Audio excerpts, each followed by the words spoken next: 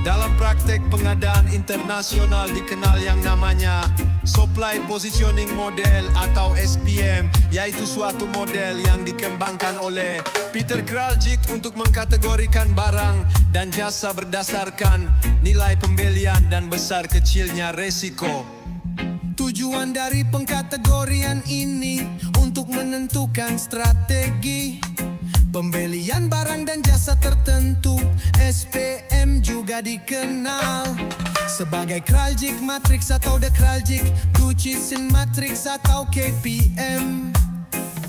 Kraljic memandang pembelian sebagai suatu fungsi bisnis yang perlu untuk berubah dan beradaptasi dengan lingkungan tingkat dunia serta perubahan ekonomi, sehingga ketika terjadi gejolak ekonomi maupun politik, manajer pembelian masih mampu untuk tetap menyediakan bahan baku dan dapat menjaga jaringan dengan para pemasok. Kraljic membentuk suatu model yang memungkinkan manajemen tingkat atas untuk mengenali kelemahan dan ancaman dari pasokan beserta strategi pengelolaannya. Konsep sederhana dari pemikiran Kraljic adalah purchasing must become supply management, atau pembelian harus menjadi manajemen pasokan.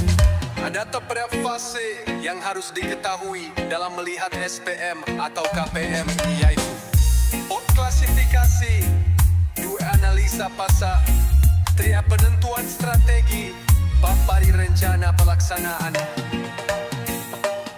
Kraljic membentuk suatu matriks. Kraljic membentuk suatu matriks yang mengklasifikasikan barang dan jasa yang dibeli pada dua dimensi, yaitu dimensi tinggi atau rendahnya dampak strategis, dimensi tinggi atau rendahnya risiko pasokan.